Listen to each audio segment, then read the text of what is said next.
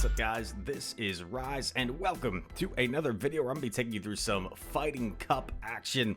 A new meta in the Go Battle League where there are only fighting types allowed and also no psychic types. So you cannot use things like Machamp or Galar with Charm. And you're going to see some really interesting Pokemon in this cup. And we are rocking a team of Scrafty, Heracross, Toxicroak. You might be wondering, Rise, why are you running Scrafty, something that's weak to fighting, in the Fighting Cup? The reason is because there's a Pokemon called Throw, which is actually fairly common, that runs Zen Headbutt, a psychic fast move, to try and counter a lot of these fighters. Scrafty with that sub-dark typing can really hard counter Throw. So that's one reason. And also, things that take neutral damage to counter are not going to fare all too well against Scrafty, because the stab counter plus like the bulkiness of Scrafty is just really oppressive. And we're also running Acid Spray, which I wasn't 100% about, but you're going to see later on in this video comes in handy as we're going to play out this match. We saw the Peck Combuskin, by the way, to start things off. And now we're in a pretty good spot here. I'm going to Shield Respect a potential Brave Bird here. And he does go for the Hail Mary Brave Bird. So we're able to get the win there. Nice first battle. Cool team from the opponent with Peck Combuskin and Farfetch'd in the back. And also, if you guys are looking to play some Fighting Cup, well, I would advise that you should assume there is a Toxicroak on every team. Toxicroak is really, really good in this cup, as you see it here. So we're going to mirror with our own Toxicroak. The reason I'm not swapping Heracross into Toxicroak is because I consider that a bad matchup for Hera, just because my Rock Blast is not very threatening, and he gets to Sludge Bomb before I get to a threatening move for him. So we're going to go for a Mud Bomb here against Tox. We grab a shield. We're going to be down a counter, right, since we were the ones to swap in. It generally takes a turn to switch. We're going to overfarm here, so that way if he decides to let his Tox go, we'll have residual energy for whatever comes in. Mud Bomb going through. He decides to let it go, take the shield advantage, and we're going to get our shield right back because we can go for a Sludge Bomb here. This is going to be tricky. This is going to be tricky because Shadow Machamp is very scary, especially ahead energy. And our opponent swaps out for whatever reason. I was really surprised he did this, and I actually make a catch. I completely sacrifice my... sort of sacrifice, I guess, my Scrafty. Eat the close combat, come in Hera. I have to overfarm, and I think I get a little bit too greedy. And I get hit by a close combat. I go down. I'm not sure. I don't think, to be honest, I could have Rock Blasted there and had enough energy to reach an Earthquake. I'm not sure what's going on here with the recording. Okay. Quick bump in the recording. But we're on to the next one. Scrafty versus Hisuian Sneasel, which is a pretty strong pick in this cup. I recommend it if you have it. I personally don't have one built. But, with Poison Jab, Aerial Ace, I believe, it's got really good coverage against a lot of these fighters. We're going to go for an Acid Spray here, and we actually get a shield, which is amazing. I'm going to hard swap into Heracross, and I kind of have to respect an Aerial Ace here. I was surprised our opponent shielded the move, because everything Scrafty could throw would be resisted. Our opponent lets themselves get farmed down, then they swap in a Throw, and we're going to go straight for this Earthquake here. Make the ground shake, Heracross, bang! Big Earthquake going through. Going to go for a Rock Blast here to either take it out or get that final Protect Shield. It actually doesn't KO, but that's all right. And then there's a Toxicroak in the back. I don't know why the heck he didn't just swap Toxicroak when I swapped Hera. I guess he really wanted to get off that Aerial Ace. But this is tricky, man, because we are down energy. And look at this. Rise makes the catch. Rise makes the catch. Mud Bomb takes out Scrafty. Opponent should have undercharged that. But even if he did, I don't think he would have got the counters necessary to overcome. And we have a little bit of fun here. And we get the BM. That was a high-quality battle. Made some nice plays. Opponent probably could have played that a little bit better. Not even with the catch at the end, per se, because that's just kind of a guessing game. But in the lead, once I Acid Sprayed and I swapped Hera, they should have swapped out to clear their debuff. Would have made things more difficult for me. And it's on to the next one. It's funny, when I record these videos, I'm using the same software as like for my Twitch streams, and I sometimes I get follows like mid-video. It's kind of funny. Like someone just followed me. Shout out to Big Taser for the follow on Twitch. Okay, so they swap Machamp, and we have a good answer with our Toxicroak. I don't have to shield the cross chop, but I kind of want to, just because I figure this Toxicroak is going to be valuable. I get a little greedy once again, just playing a little bit sloppy here. And I'm gonna undercharge this Mud Bomb to give myself a little bit extra energy. In comes Combuskin. Yeah, imagine if I didn't throw. I could have probably committed to the farm down and maybe got off 2 Mud Bombs here, so definitely a misplay by me. Combuskin typically runs Flame Charge Rock Slide, I believe, is what I was told at least. So I'm not going to shield here. I know I can take a Flame Charge. And we get off another Power-Up Punch. This is big. This will make things more manageable for Heracross. We get that final shield. Shields are down, and oh, baby. We get a free Earthquake to land on the Toxicroak. Make the ground shake. And we one-shot the Toxicroak. Rise, why are you running Earthquake on Heracross? That is why, specifically for Toxicroak. And I guess Sneasel as well.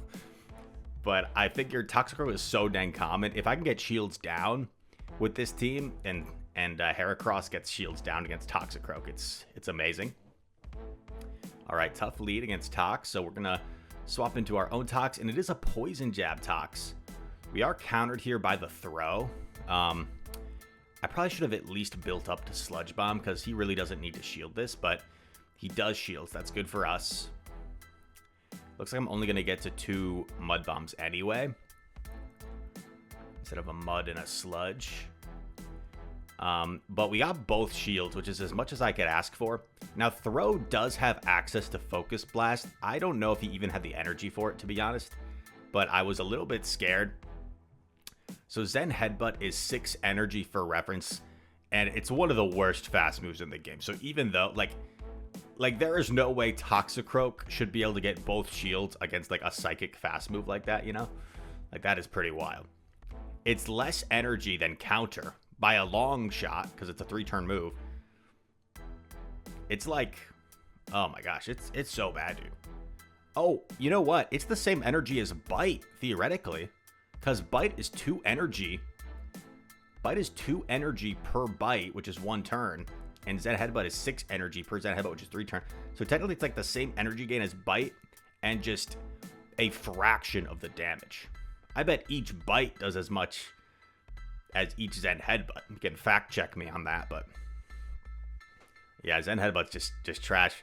You guys always say I'm and look at this, we're in a weird spot here because we're in a bad matchup, but we're gonna double spray. So this Toxicroak is 4-time debuff. Now we're gonna go for a Power-Up Punch.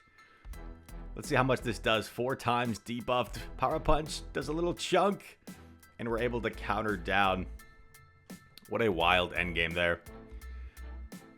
Scrafty clutching it out for us. I'm always a big Scrafty fan. Yeah, and we get a nice set to start things off. A 4-1, I believe. Yeah, 4-1 set. I titled this, you know what's ironic? I titled the stream like playing Fighting Cup until I start molding or something. And we had some really good sets to start things off. I think we had like 3 really good sets, and then the last 2 sets I started like losing everything. I just started molding. But it happens. That's the Go Battle League for you. Ups and downs. It's a roller coaster. And we're gonna skip ahead to the next battle. By the way, the time I'm recording this, Argentina and the Netherlands are about to play. So let me know who you're rooting for in the comments. I'm rooting for Argentina just because of Messi, but I've got nothing against the Netherlands. They're cool too. I've been there. I like the place. We're up against Galarian Farfetch'd here. Wait, is it Galarian Farfetch'd or is it just Farfetch'd? It's Galarian Farfetch'd. Yeah. And we take the Leaf Blade. We lose the Zero Shield, but it allows us to get a head start here. In comes Sneasel. I go for the nuke here. I don't know if this is a smart play, to be honest. This is really risky, to be honest. Like, I should probably just bait here. Because Rock Blast still does a little chunk, so that's kind of, I don't know if the risk-reward ratio is really smart there to have done that. But we swap in Tox here. We're going to shield the Aerial Ace. It's a CMP tie. I think I should get to this next one before him. But he lets it go. And there's a Farfetch'd in back. And I'm thinking, okay, Heracross is dry.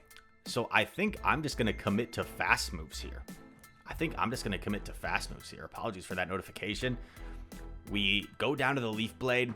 Farfetch'd only has enough for a Leaf Blade here. This can't be anything more. Leaf Blade doesn't KO in our next counter KO. So although it may have looked kind of simple there, I thought that was a really well played game. Being able to recognize quite early that my win condition was committing to fast moves.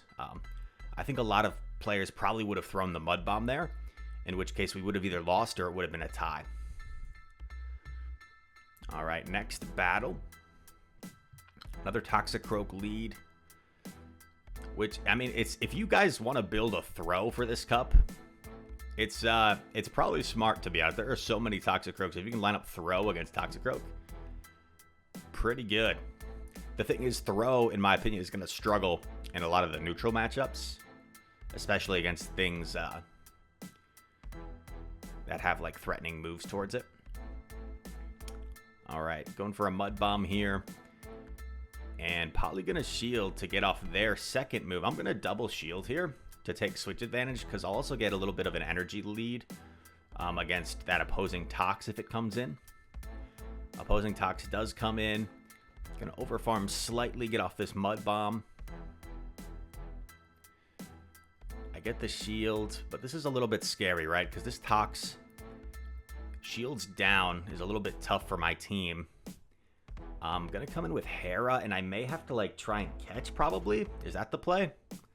Let's see what past Rise does. Future Rise forgets. Is this enough for a Sludge already? No, it's just a Mud Bomb. Interesting. Okay. So this makes things a little bit simpler. I go for a Rock Blast here. Unfortunately, I don't think this is going to KO. So oh, look at that. Brutal, dude. Tox lives with 1 HP. I blind Rock Blast here. I see just pure fighting type. I'm not sure what it is. It's a Farfetch'd.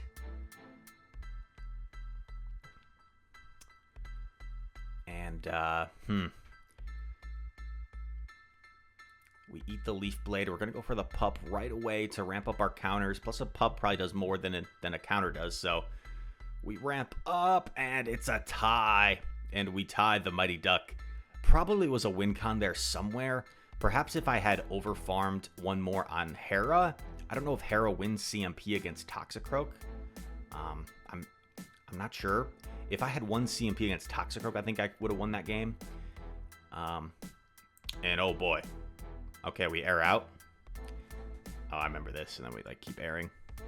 So I'll skip forward a bit. Look at that perfect drag of the cursor. That was amazing. No big deal. Throw. We finally catch a throw in the lead. This is terrific for Scrafty. And the opponent's staying in. They are staying in. I'm going to overfarm a little bit just to get some residual energy.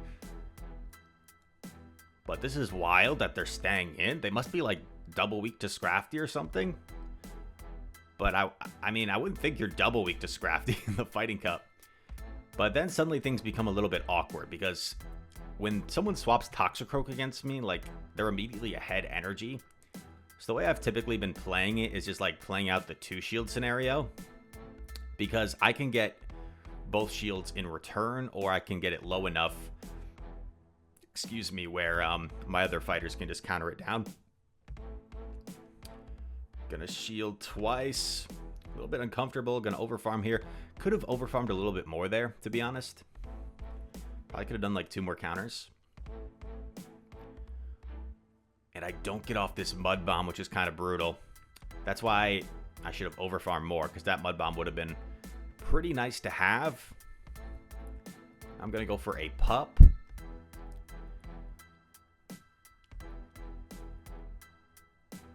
So remember all that energy that throw built up? All that energy, and it only gets off a body slam. And now I'm going to go for the acid spray here. If I can get a shield, this pretty much seals the deal, and we get the shield. Let's go. He was afraid of the foul play, I guess. And now we've got Hera here. And with a debuffed Poliwrath, all I need to do is go for a Rock Blast here. This should be enough after the debuff. Bang. Oh, not quite. But Hera should be able to hang on to an Ice Punch here. A Scald would make it close, but... oh, he actually goes for Dynamic Punch. And Dynamic Punch is the play. If you're wondering why he did that, Dynamic Punch would still do more raw damage than Ice Punch, even though it was resisted. It's just Ice Punch would be more efficient, but DP definitely does more raw damage there because it's such a strong move compared to Ice Punch. Fast forward on to the next. J-Rod is the opponent. Oh man, Breloom. Kind of tricky. Breloom doesn't resist counter though. And so I swapped my Tox. I'm met by a throw, and I'm kind of wishing that I had swapped Hera instead. Really need to get to this next move. I'm debating whether I want to shield that or not. I decide, nah, I'll just let it go. Because if I can save shields to like ramp up with Scrafty, maybe that's something. But maybe I should have shielded. Maybe I should have shielded because it gets me 1 less shield in play. I'm expecting Breloom to come back in. Breloom is super attack weighted. Super attack weighted. I don't know how its stats compare precisely, but look how much that acid spray did. I know it's super effective, but that did so much. And now I'm ahead energy here. So I'm just going to go straight Rock Blast, because like if he lets one go, I can probably just end up countering down. So 2 fighters that resist fighting here going head to head. And you're going to see that Hera can actually hold its own here. Plus the fact that I'm up a counter or 2 definitely helps. But yeah, I'm just going to double shield, I think, to get rid of this Tox. I just want to do as much counter damage as possible, so that's why I'm throwing Rock Blast right away. And then I like wanted to swap immediately, then I swap because I want to force Breloom to throw a Dynamic Punch here. Throws the Dynamic Punch. Can Hera get the counter down? It can! And we win with a few HP on the Heracross. So, man, some really exciting games in the Fighting Cup. And I was skeptical that I would enjoy this cup, but so far, it's been pretty fun, man. It's been pretty fun. I think this is the final battle of the video. Daniel, Scrafty. Oh, and by the way, these 2 sets are all concurrent. These are not selected, so these were like 2 pretty high quality sets. Tox versus Tox. Gonna play this the same as I have been pretty much. Going for a Mud Bomb here. He throws right away, very smart. So he can throw before I get to my next one. Gonna overfarm here. And he makes a terrific catch on his Galarian Zapdos. Really nice catch by the opponent. Because now, even though I get this off, he's going to be able to farm me down. And all of my shields are gone, dude. All of my shields are gone. Oh, man. So this Zapdos could very well sweep me right now. Let's see if there's any way we can still win this. He builds up a ton. Does the Zapdos reach a Brave Bird against my Heracross? I'm not sure. The problem is my switch timer isn't up yet, so I can't even catch. And it wouldn't have mattered anyway. I think Machamp had this regardless. I figured my only win con would have been like him blind throwing a move at my Toxicroak. And then I could like farm down and then maybe sweep with Heracross, but he didn't fall for it. He swapped out and saved it, which is pretty smart. And I didn't see that coming. So we actually go 3-1 in 1 that set because we had that one tie. And someone asked in the comments, when a tie happens, does it count as like a win or a loss? It counts as neither. It's like 0 points theoretically. So I think there's still some sort of adjustment in terms of elo, because like, let's say you pair up against someone that's like 100 elo points higher, you might still get a point or so because, or 2 points because of a tie, because in GBL, like it's an elo system. So it's like you get an adjusted amount of elo gain against people that have higher elo versus lower people. That's why when you see like really high leaderboarder people, they might lose points for a 3-2 because they're only queuing up against people like 100 points lower. So yeah, hope you guys enjoyed the video. Let me know how you're enjoying the Fighting Cup as well. If you did enjoy this video, feel free to leave a like, comment down below. All comments are appreciated. Subscribe if you're new to the channel and you enjoyed. All that said, thank you so much for watching. I hope to see you in the next one. Peace.